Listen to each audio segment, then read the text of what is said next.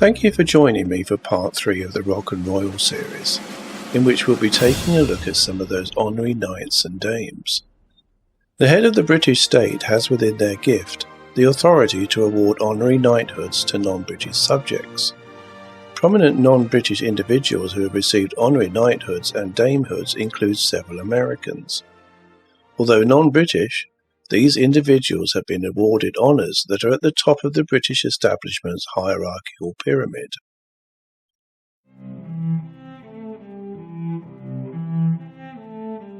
These include the comedian and entertainer and alleged MKUltra program handler Bob Hope, who was awarded an honorary knighthood for his contributions to the arts. Former US Presidents George H.W. Bush, who coincidentally is the 11th cousin, one time removed, to the late Queen Elizabeth II. And Ronald Reagan, who was honoured for his close relationship with Maggie Thatcher. Only joking. Ronnie was honoured for his close relationship to Britain during his time in office. Apparently, the crown heads of Europe were very impressed to learn that they are related to Ronald Reagan, claimed a British genealogical research firm that dug up ancient evidence of the president's royal forebears. The esteemed Burke's Peerage declared that Reagan was related to 9 of Europe's ruling monarchs, and even the Kennedy family. It was ancestors of his 28th cousin, Britain's Princess Diana, who reduced his family to peasants. And they say that all that talk about bloodlines is just a conspiracy theory. Philanthropist Bill Gates was made an honorary Knight Commander of the Order of the British Empire, KBE, on March 2, 2005, for his work in humanitarian efforts and the Gates Foundation's contributions. Later, the Bill and Melinda Gates Foundation went on to provide early funding for the Moderna vaccine mRNA technology. The financial and strategic support began years before the COVID-19 pandemic and helped advance Moderna's research into mRNA-based therapeutics. Recipients from the film industry included director Steven Spielberg. For his services to the UK film industry, Spielberg's films had a major impact on British cinema, helping to double movie ticket sales in the country since the early 1980s, and Angelina Jolie, for her services to UK foreign policy and her significant work campaigning to end sexual violence in war zones. These honours are given for significant contributions to British interests, and allow the recipient to be styled with KBE, DCMG, etc. initials, but not the Sir title. Incidentally, in case you're wondering, Angelina Jolie was made a Dame Commander of the Order of St. Michael and St. George.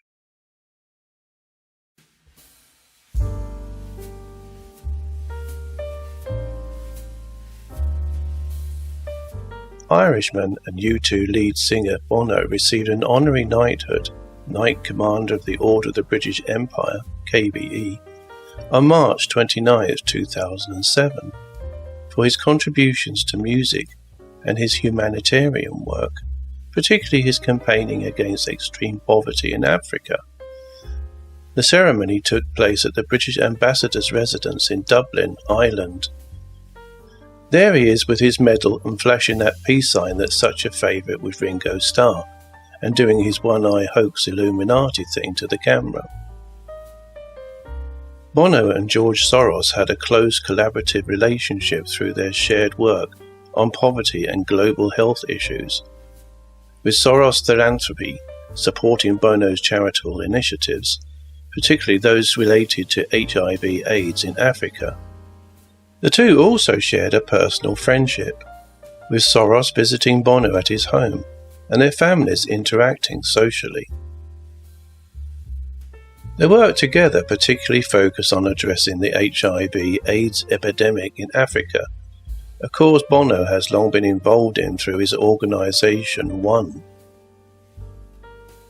It's a shame that workers at the charity founded by Bono have been subjected to a toxic culture of bullying and abuse in the past, and bosses at the one charity have covered up the horrific allegations for years, all of which came to light in a major Mail on Sunday investigation, which claimed to have exposed a catalogue of humiliating incidents that sparked a multi-million-pound lawsuit. In the worst case, a married woman says she felt pressured to have sex with an elderly Tanzanian MP. When she refused, she was demoted to receptionist and had her salary slashed, she claims. The charity also failed to pay taxes, despite campaigning against tax evasion, and is alleged to have illegally employed foreign workers on tourist visas. Bono is reported to have said he was deeply sorry for the situation, which he admitted had gone badly wrong. Starting in Hungary in the mid-1980s, George Soros used his fortune to build a philanthropic network that became the Open Society Foundations, the name reflecting the influence of the philosopher Karl Popper, who Soros first encountered as a student at the London School of Economics, which coincidentally was founded by the Fabian Society. Later, Soros became known as the man who broke the Bank of England, because his quantum fund made a profit of over $1 billion on September 16, 1992, otherwise known as Black Wednesday. By shorting the British pound, Soros and other speculators bet against the pound, which was overvalued and struggling under the constraints of the European Exchange Rate Mechanism, ERM. The Bank of England attempted to defend the pound by raising interest rates and buying pounds, but it was forced to abandon the ERM, leading to a severe devaluation of the currency and a massive profit for Soros's fund. He may be a left-leaning woke billionaire philanthropist, but George knows how to pull a fast one. It wasn't just the British establishment that awarded Bono a medal. On January 4, 2025, US President Joe Biden awarded the Presidential Medal of Freedom to 19 individuals, including Bono and George Soros.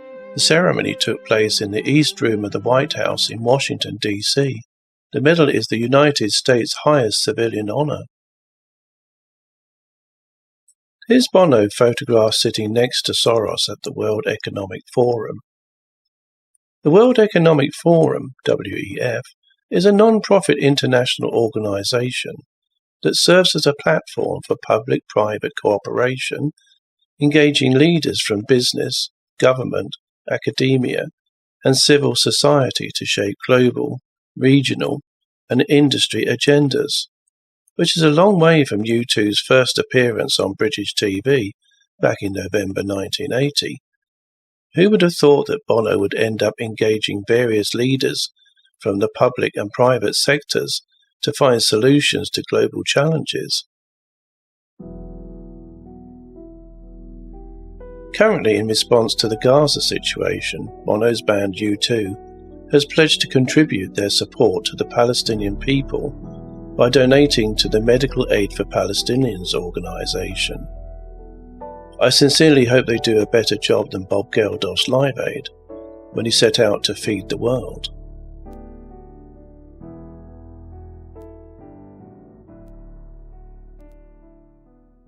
Speaking of whom, another Irish citizen, namely former Boomtown Rats lead singer Bob Geldof, was awarded an honorary knighthood, KBE, by Queen Elizabeth II at Buckingham Palace much earlier in 1986 for his charitable work with Band Aid and Live Aid. Bob Geldof is not actually a knight, despite the common use of the Sir Bob in the media.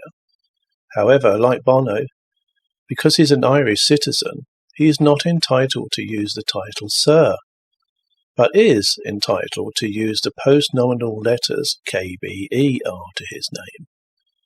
Bob is photographed here with his then wife and former TV presenter, Paulie Yates. I'm sure quite a few people will remember TV screens and newspapers full of emaciated children in Ethiopia.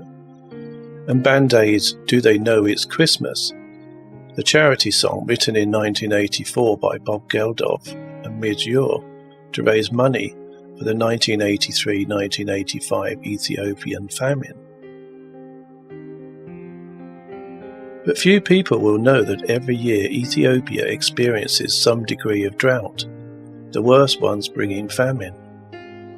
The 1984 famine that inspired Sir Bob's Band-Aid, Do They Know It's Christmas song, and then Live Aid, was especially bad, and people were dying of starvation.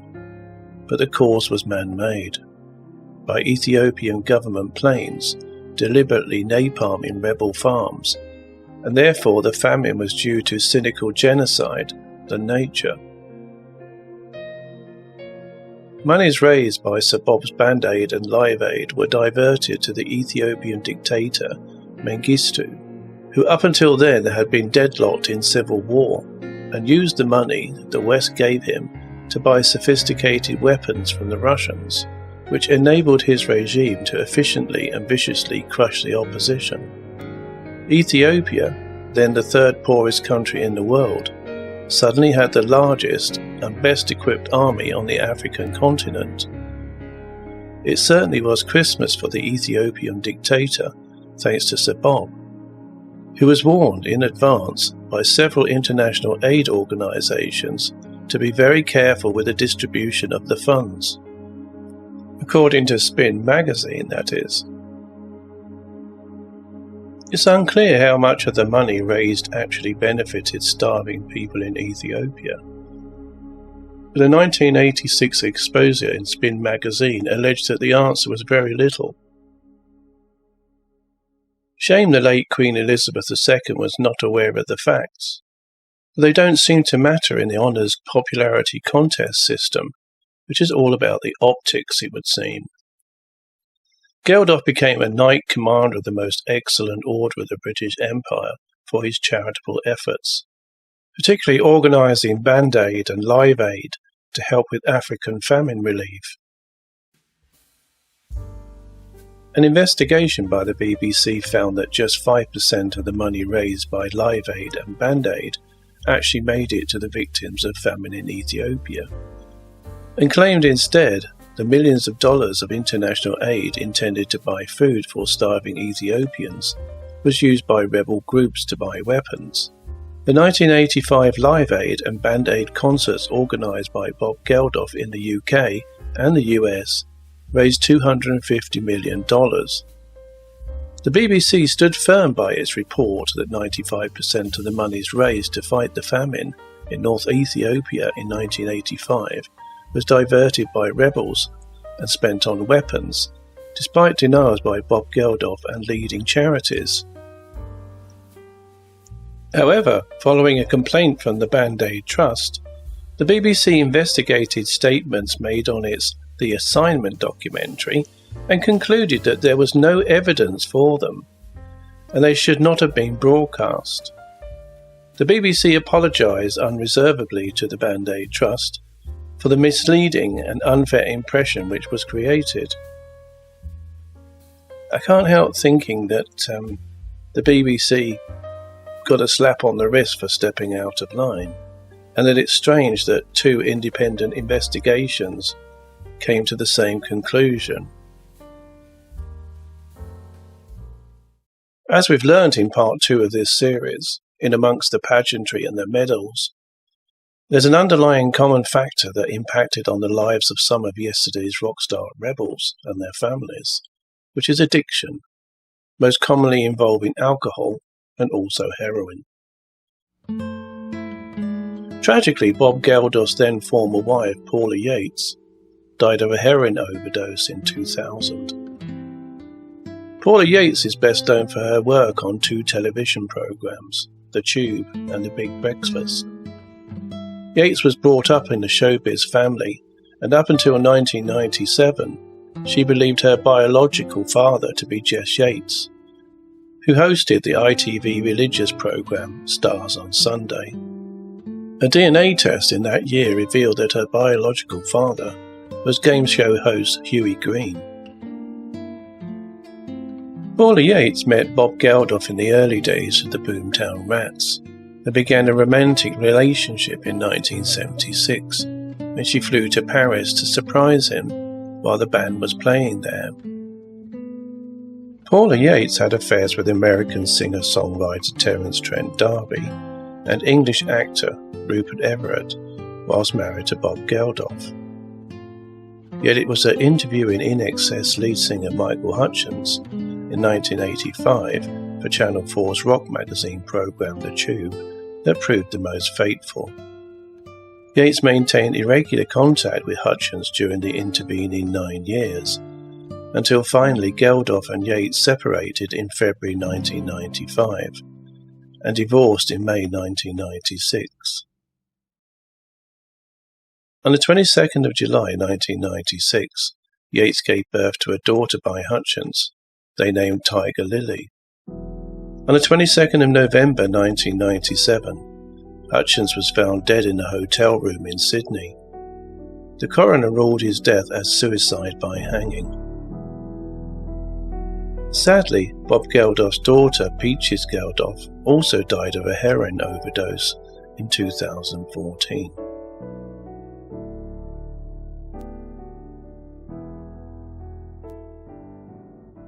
Peaches Geldof professed to being a Scientologist during a 2009 interview with Fern Cotton, and in November that year she attended the 25th anniversary of the International Association of Scientologists at St Hill Manor in East Grinstead, West Sussex.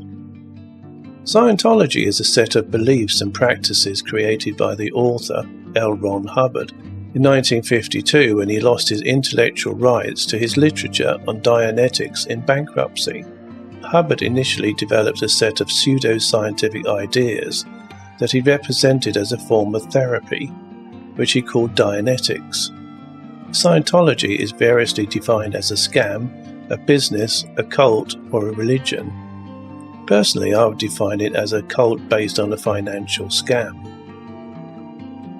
Peaches Geldof later explored aspects of Judaism, and in 2013 began to express interest in Ordo Templi Orientis, OTO, describing it as a belief system to apply to day-to-day life to attain peacefulness. She had the initials OTO tattooed on her left forearm, and used her Twitter account to urge followers to learn about the Ordo Templi Orientis, or Order of the Oriental Templars. She also revealed that she identifies as a Thelemite, an adherent of Aleister Crowley's religion Thelema, Crowley having been once dubbed the wickedest man in the world. Peaches Geldof's interest in Crowley ties in with Led Zeppelin guitarist Jimmy Page, who purchased Aleister Crowley's former Scottish home in 1970 due to his fascination with Crowley's occult philosophy. Although Crowley died in relative obscurity in 1947, he has remained an influence on British pop culture since his appearance as one of the Beatles' Tea Party friends on the cover of the group's Sgt. Pepper album. Crowley also appeared on screen at McCartney's 2004 Glastonbury Festival appearance. The Black Magician, as he is described on the Sgt. Pepper album, has a lasting impact and connection with the 60s counterculture that doesn't seem to fade. Behind the pomp and pageantry, the medals and the rock star hype, lie tragic tales of addiction and troubled lives, which has resulted in death for the unfortunate. Can rock stars change the world? Perhaps it is best, no matter how well-meaning, that the pop stars didn't get involved with running charities that seek to resolve large international issues involving life and death. The results when they do, as demonstrated by Bono and Bob Geldof, have historically fallen well short of the charity's original motives, due to failures related to due diligence and the financial management skills needed to bring about change and avoid corruption, abuse, and misdirection of donations. That said, Bono still holds his honorary Knight Commander of the Most Excellent Order of the British Empire, KBE, for his work in music and humanitarian efforts, as does Bob Geldof for his philanthropic work, primarily concerning famine relief in Africa.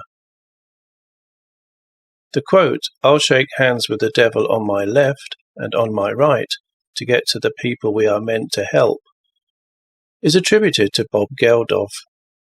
He reportedly made the statement in response to criticism regarding his dealings with the Ethiopian government during his famine relief efforts. Oh well, I guess the old saying, "the road to hell is paved with good intentions," is valid in the sense that good intentions are insufficient on their own, and actions must be accompanied by wisdom, care, and proper execution to achieve positive outcomes. If good intentions are not followed by wise action or sufficient planning, the results can be disastrous or harmful, regardless of the initial benevolent motive.